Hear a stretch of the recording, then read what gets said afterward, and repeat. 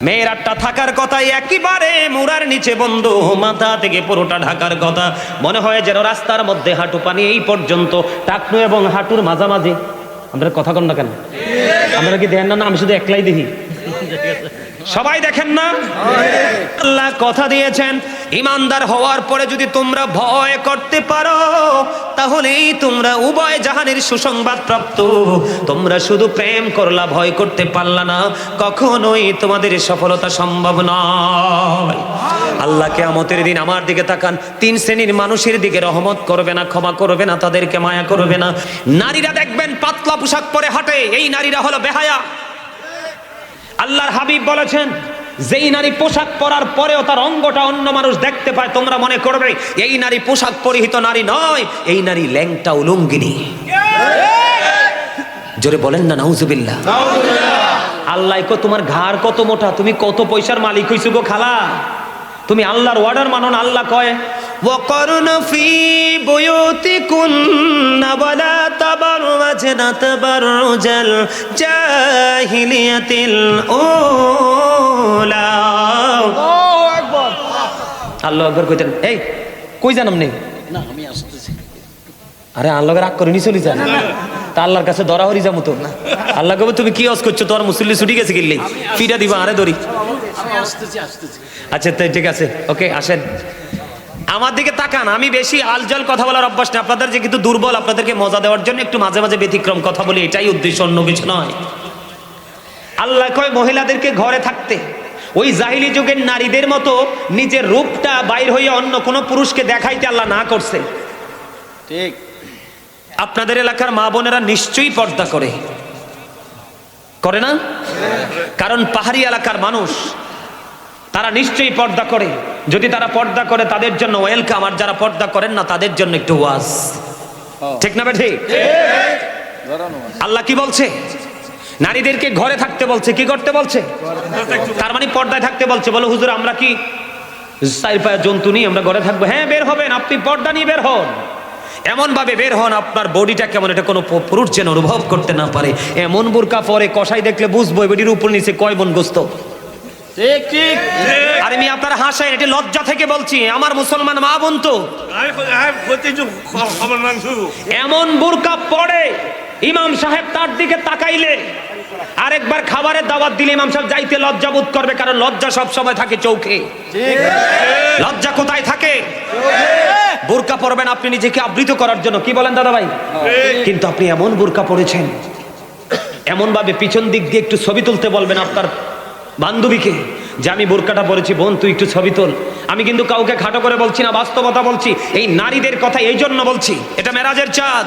আল্লাহর হাবিব যখন জান্নাত জাহান্নাম পরিদর্শন করলো, জাহান্নামের দিকে যাইয়া দেখলেন বন্ধু শুধু ধনী ধনী মানুষ আর মহিলা।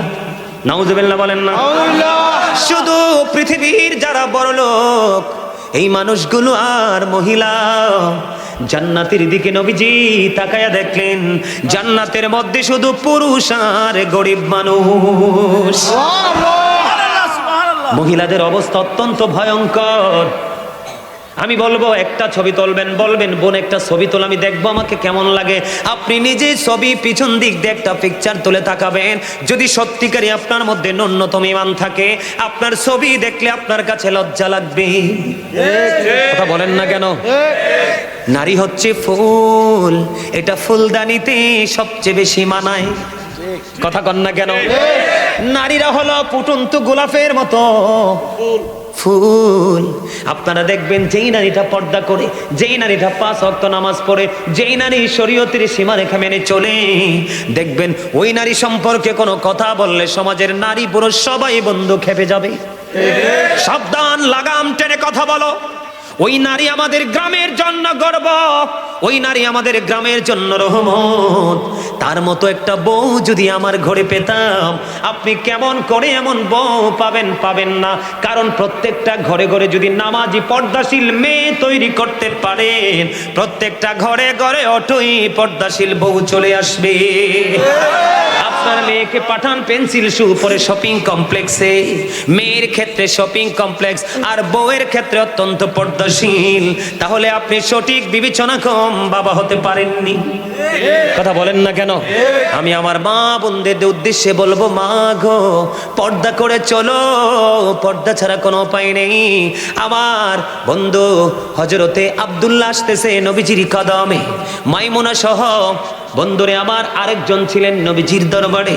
যখন আব্দুল্লাহ আসতেছে তখন আমার নবীজি বললেন, তোমরা আত্মগোপন করো। খেয়াল করবেন হাদিস শরীফ, তোমরা কি করো? তার মানে তোমরা এখান থেকে প্রস্থান করো, চলে যাও।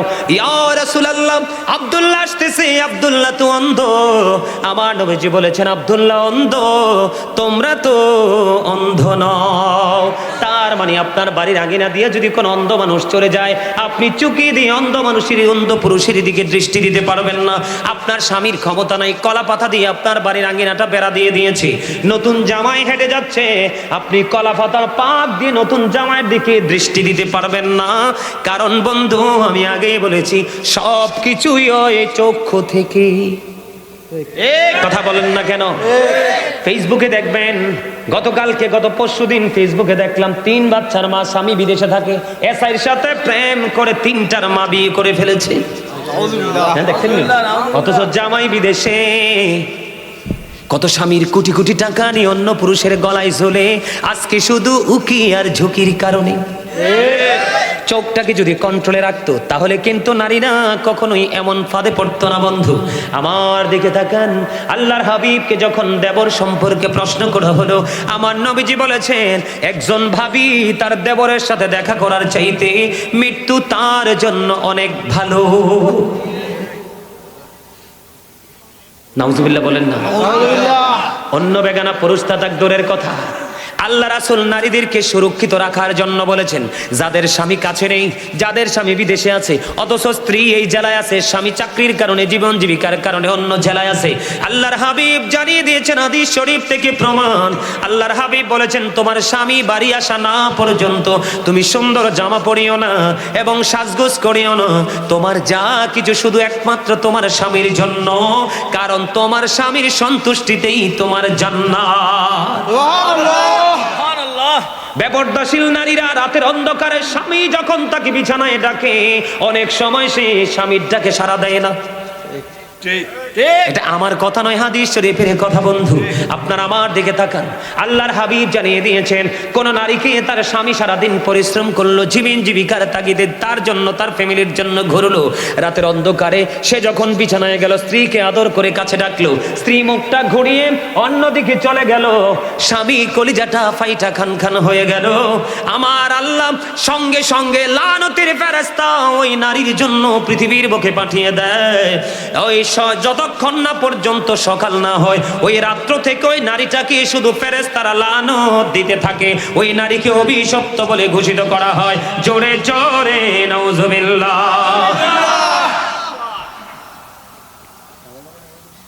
নারীদের পর্দা করতে হবে বেশি করে, আর এই দায়িত্ব নিতে হবে পুরুষদেরকে। আপনি স্বামী হয়ে স্ত্রী বন্ধু এলোমেলো ঘোরাফেরা করছে, চলাফেরা করছে, আপনি কিন্তু তার আপনার স্ত্রীর দিকে নজর দিচ্ছেন না, তাহলে এটার জন্য দায়ী হবেন আপনি। বাঁচার উপায় নাই। আপনি ফরেজগার স্বামী, কিন্তু বউ এলোমেলো চলছে, আপনার আমলের কোনো মূল্য নেই আল্লাহর কাছে। আল্লাহর হাবিব বলেছেন, নারীরা হলো গোপনীয় জীব, তারা গোপনে থাকবে, তাদের সর্বোচ্চ সম্মান থাকবে। যখন তারা ঘর থেকে বের হয়ে প্রকাশিত হবে, তখন শয়তান তাদেরকে দেখলে উকি ঝুঁকি দেয়। জোরে জোরে নাউজুবিল্লাহ। আপনারা তো জানেন না, নারীকে শয়তান মনে করে রশি। কোন শয়তান যদি কোনো পুরুষকে, চরিত্রবান পুরুষকে যদি ঘায়েল করতে চায়, কোন সুপুরুষের গায়ে যদি কলঙ্কের কালি লাগাইতে চায়, তখন শয়তান কোনোভাবে ফাঁদ ফেলতে পারে না। একটা নারীর মাধ্যমে ওই পুরুষের গায়ে, সাদা গায়ে কালো দাগ লাগাইয়া দেয়। এই জন্য নারীদেরকে অত্যন্ত সচেতন থাকতে হবে, অ্যালার্ট থাকতে হবে। স্বামীর অনুমতি ছাড়া এই বাড়ি থেকে ওই বাড়িও যেতে পারবেন না। স্বামী অনুমতি দিলে এই বাড়ি থেকে ওই বাড়ি যাবেন, তবে পর্দা করে, পর্দা ছাড়া নয়। কারণ কার নজর কেমন আপনি কখনোই বলতে পারবেন না। আরো ভয়ঙ্কর খবর আছে বন্ধু, নারীরা বর্তমানে পুরুষের পোশাক পরে। আপনারা দেখছেন কিনা জানি না, এখন দেখবেন ম্যাক্সিমাম নারীর পরনে দেখবেন পুরুষের জুতা। কথা কন না কেন?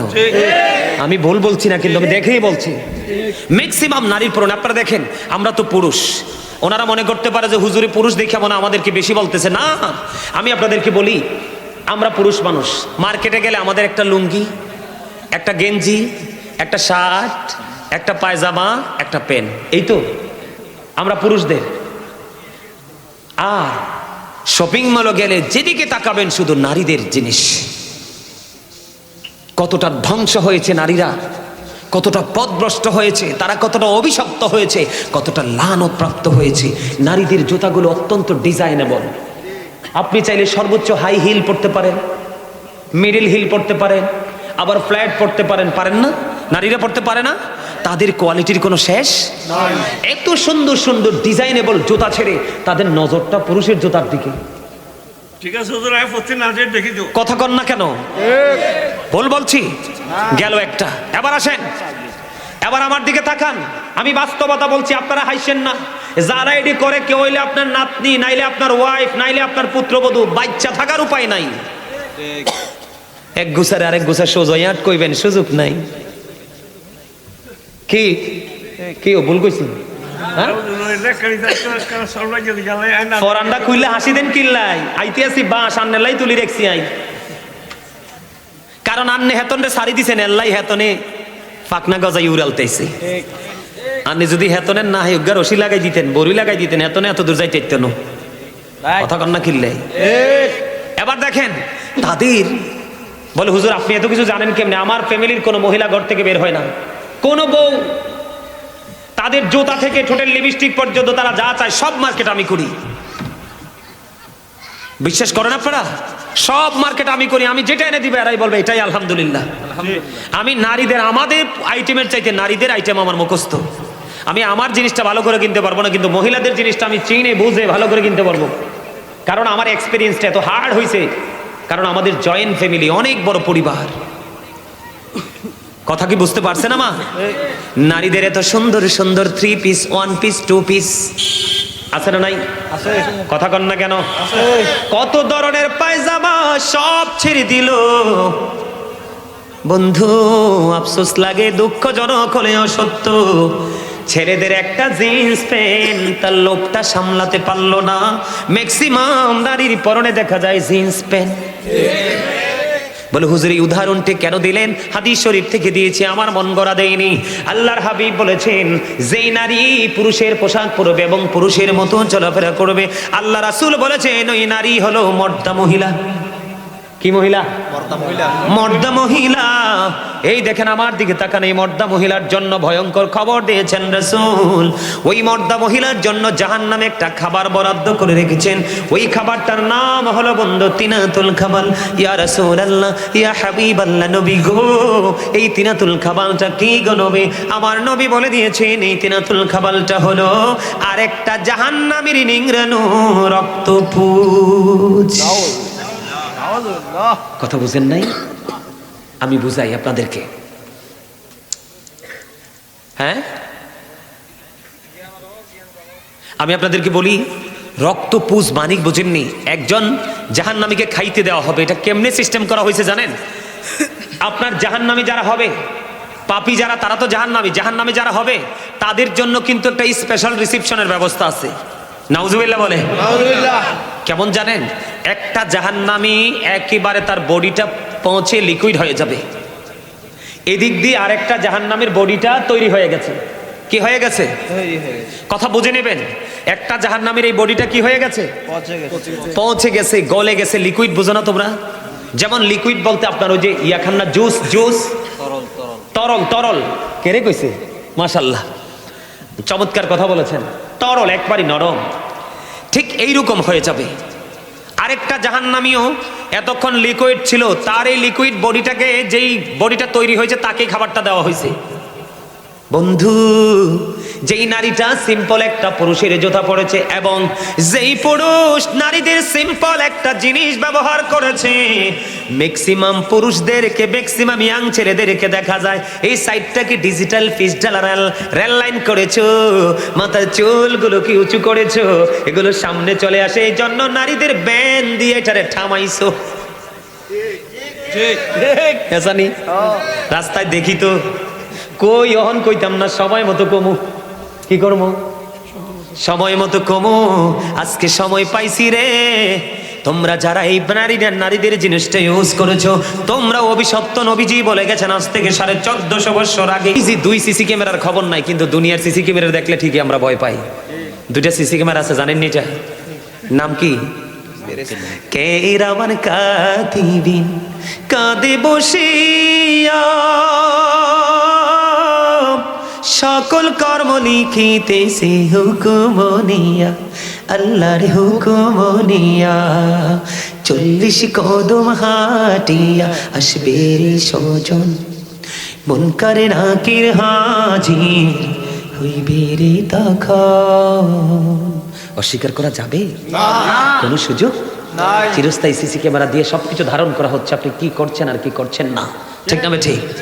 এদিকে তো এটা আছেই। আল্লাহ আবার স্পেশালি ঘোষণা দিয়েছে, ইন্না বাতশা রাব্বিকা লাশাদীদ। আল্লাহ বলেছেন the seizing of Allah is difficult. আল্লাহর ধরা, আল্লাহর পাকড়াও বড় শক্ত, বড় কঠিন। আল্লাহ বলেছেন ইন্নাল্লাহা সারিউল হিসাব, Allah is quick to take account. Allah হিসাব গ্রহণে অত্যন্ত তৎপর। কথা কিন্তু বুঝে নেবেন, আল্লাহ কিন্তু বলছে আমি আমার আল্লাহর বান্দার উপর জুলুম, বান্দা নিজেই নিজের উপর জুলুম করে। যারা জুলুম করে আল্লাহ তাদেরকে পছন্দ করেন না। তারা যখন বিপদে পড়ে আল্লাহ তাদের জন্য কোনো উদ্ধারকারীও রাখেন না। আল্লাহ কিন্তু আগেই জানাই দিছে খবর, আপনি জানেন না এটা আপনার দোষ, আপনি জানেন না এটা কার দোষ? এই একদিকে দোষ, আরেকদিকে আল্লাহ বলেছেন এটা তো আছেই, তোমরা কিন্তু এমনি এমনি ছেড়ে দিব না। আল্লাহ বলেছেন ইন্না বাতশা রাব্বিকা লাশাদীদ, সব আল্লাহর পাকড়া বড় শক্ত, আল্লাহ ধরবি খুব শক্তভাবে, হিসাবটাও নিবি খুব শক্তভাবে। দুঃখজনক হলেও বন্ধু সত্য রে, ওই যে পর্দাশীল বেপর্দাশীল পুরুষ এবং নারী, বেনামাজি, অন্যায় অপরাধ করনেওয়ালা বান্দা বান্দিগুলো সবগুলো মিলে তারা পাপী হয়ে গেল। ও বন্ধু, তাদের জন্য কত ভয়ঙ্কর খবর দেখেন। এই জাহান্নামীদের জন্য সবচেয়ে কম আযাব হলো তার পায়ের মধ্যে আগুনের এক জোড়া জুতা পরাইয়ে দেওয়া হবে। নাউযুবিল্লাহ, যেরকম না নাউযুবিল্লাহ, আগুনের জুতা পরতে পারবেননি। পৃথিবীর আগুনের মতো নয় রে। হযরত আবু হুরায়রা রাদিয়াল্লাহু তাআলা আনহু বলে দিয়েছেন, আমার নবী বলেছেন ওই আগুনের জুতা পৃথিবীর আগুনের মতো নয়। আল্লাহ রাব্বুল আলামিন 1000 বছর আগুনটাকে উত্তপ্ত করেছে। 1000 বছর তাপ দেওয়ার পর এটার রং হয়ে গেছে লাল। আল্লাহ কয় না না, এই যে 1000 বছর তাপ দিয়ে তো হিংস্র করেছে আগুন রে, এই হিংস্র আগুন দিয়ে হবে না, এটাকে আরো বেশি বৃদ্ধি করতে হবে। আল্লাহ আরো 1000 বছর তাপ দিলেন, আগুনটার রং হয়ে গেল বন্ধু সাদা। আল্লাহ বলেন না না, আগুনকে আরো হিংস্র করতে হবে। আরো 1000 বছর বন্ধু আগুনকে তাপ দিল, তাপ দেওয়ার পরে আগুনটা হয়ে গেছে কালো। এক এক করে 3000 বছর আগুনটাকে উত্তপ্ত করে একবারে হিংস্র করে বন্ধু আল্লাহ রাব্বুল আলামিন বরাদ্দ করে রেখেছে। কারণ বলে হুজুর আল্লাহ এত কঠিন কেন? আল্লাহ কঠিন হবে আপনার আমার কর্মের কারণে। আপনি সুদ খাইয়া আরেক ফকিরকে আরো নিঃস্ব করে দিয়েছেন। আমাদের এলাকার মধ্যে অনেক গরিব মানুষ ভিটামাটি হারে এখন মিসকিন সুদখুরদের তাণ্ডবে। সমাজের মধ্যে কিছু ভূমিদস্যু থাকে, গরিবের জায়গাটা সুন্দর, এটা দখল করে তাকে আউট করে দিয়েছে। আছে না নাই?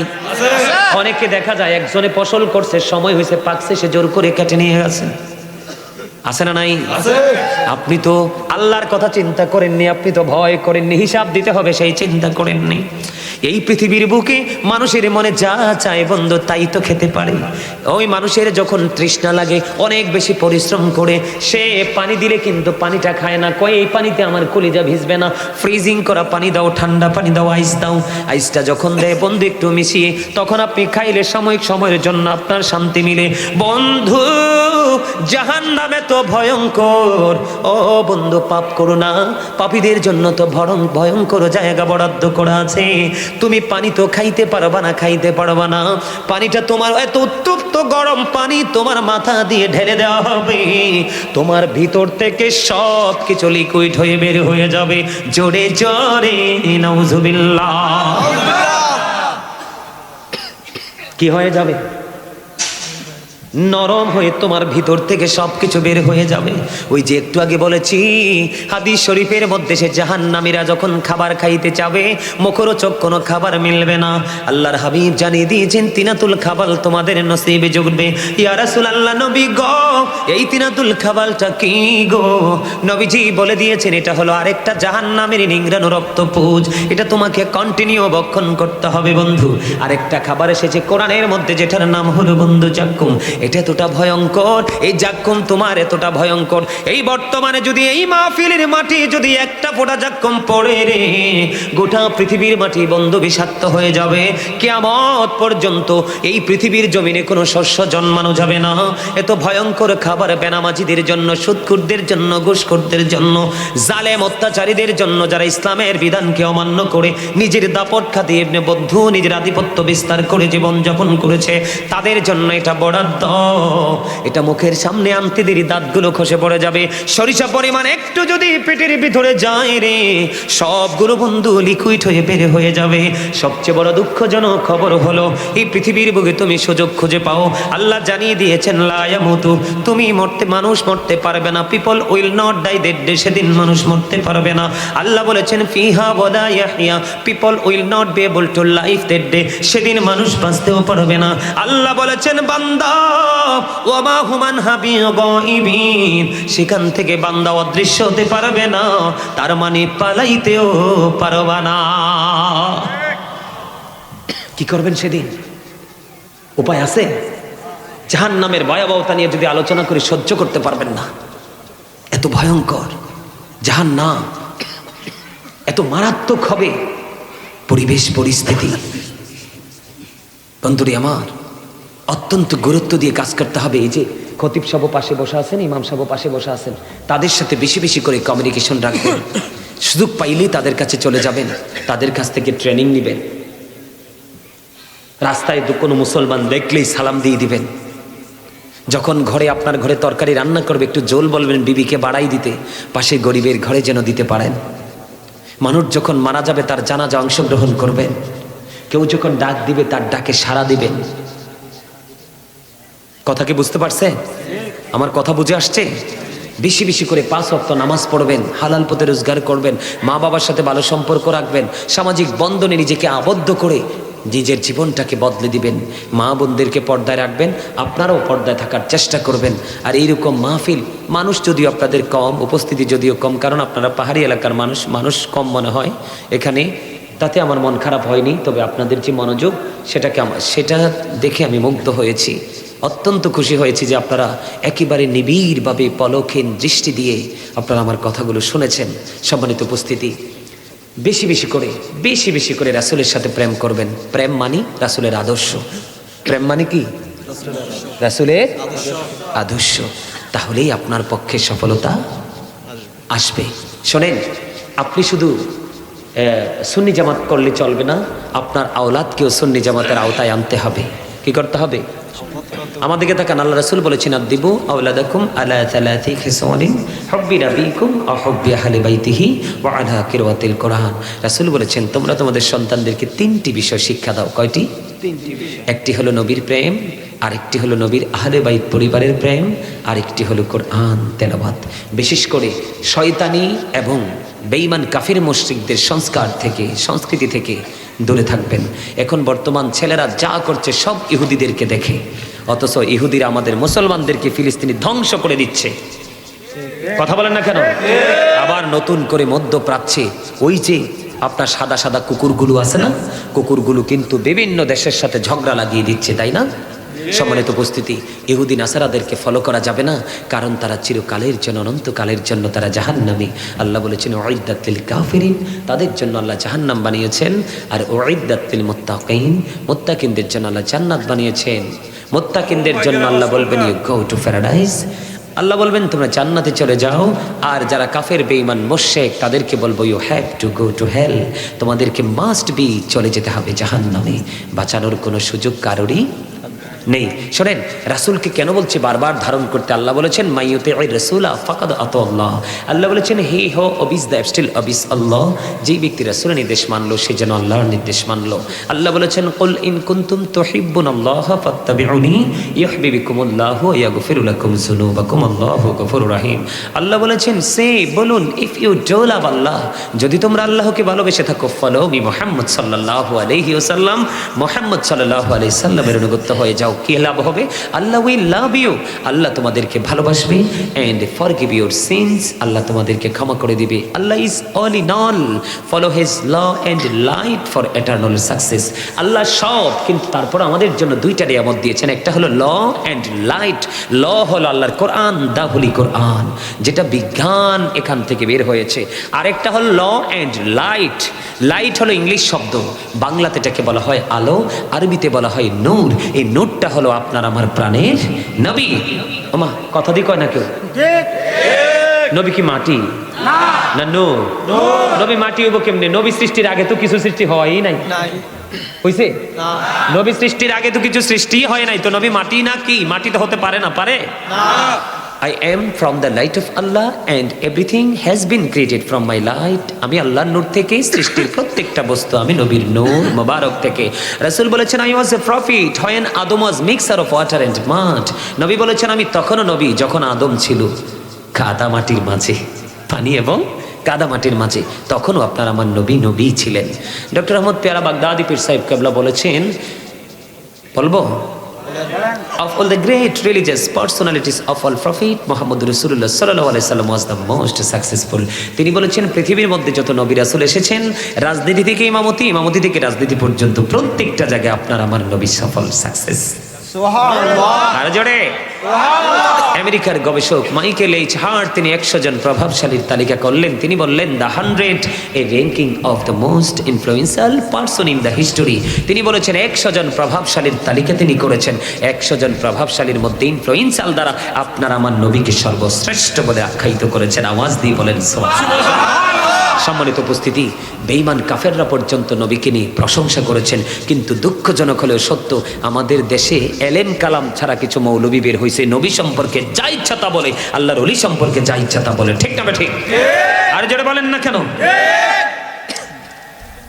Hazrat Muhammad sallallahu alaihi wasallam was born in Arab country. His father's name was Abdullah.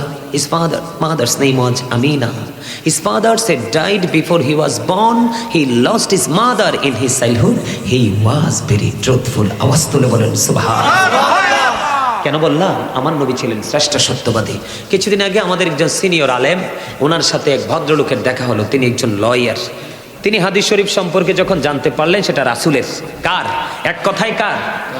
রাসূলের। তখন ওই ভদ্রলোক কিন্তু লয়ার। দেখেন কত বড় পৌঁছা, তার বিবেক একেবারে নষ্ট হয়ে গেছে। সে বলতেছে তো হাদিস যদি নবীর হয় তো নবী তো একজন মানুষ মাত্র। নাউজুবিল্লাহ বলেন না। সেই ভদ্রলোক কি বলতেছে? নবী একজন মানুষ মাত্র, তো ওনার কথাতে বল থাকতে পারে না? আরে নাউজুবিল্লাহ বলতে পারেন না? নবীজির কথা যদি বল হয়, তোমার মতো কলিমুদ্দিনের ফলা সলিমুদ্দিনের কথা নি সত্য না? কথা কন না কেন? আরে কি একটা বাপ দেখায় জানেননি? কোরআন শরীফটা চাইয়া চাইয়া পড়ে, কি করে?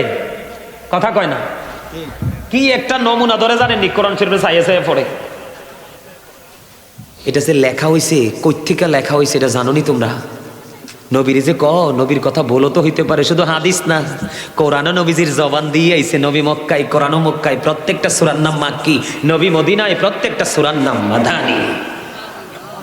আপনারা জানেন কিনা জানি না, নবীজির কাছে কোরআন আল্লাহ লেখা পাঠাই নাই, ওহির মাধ্যমে পাঠাইছে। সুবহানাল্লাহ কোন? তার মানে নবীজির জামানায় কোরআন লিখিত ছিল না। আবু বকরের জামানাও কোরআন লিখিত, হযরত ওমরের জামানাও কোরআন লিখিত, হযরত ওসমান জিন নূরাইন রাদিয়াল্লাহু তাআলা আনহুর জামানায় এসে কোরআন লিখিত হয়েছে। তাহলে বুঝেন আগের কি সব মিথ্যা ছিল? সন্দেহ ছিল? যে এটাই কইছে নবীরও, যেহেতু তুমি একজন মানুষ, এই মানুষ হয় কেমনে?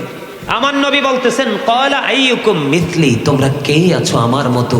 কেউ তো হাত তোলে না, কারণ নবীর মতো বলতে গেলে সে দুনিয়া থাকবো নি। কথা কন না কেন? নবী নিয়ে আলোচনা করলে, নবীর সম্মান নিয়ে আলোচনা করলে আমি গাজী সোলাইমান না, পৃথিবীর সব সুন্নি জামাতের আলেম শেষ হয়ে যাবে, নবীর শান শেষ, কারণ এটা আল্লাহর মনোনীত প্রিয় হাবিব। সুবহানাল্লাহ বলেন। এই জন্য নবীকে আমাদেরকে আপন করে ধরে নিতে হবে। নবীকে যখন আপনি ভালোবাসবেন, আপনি গ্রহণ করবেন, তখনই হবেন আপনি সুন্নি জামাত। আর এই সুন্নি জামাতই হলো শ্রেষ্ঠ দল। আহলে সুন্নাহ ওয়াল জামাত ইজ দ্য বেস্ট পার্টি। এটাই হলো শ্রেষ্ঠ দল। এটার জন্য জান্নাতের খবর নবীজি দিয়ে গেছেন, আর বাকিগুলার জান্নাতের খবর নবীজি দেন নাই। সম্মানিত উপস্থিতি, ওমা অনেক কথা বলে ফেলেছি। আপনার তাবারুক আছে ইয়া বিরানি, আপনাদের জন্য তারা তাবারুকের ব্যবস্থা করেছেন।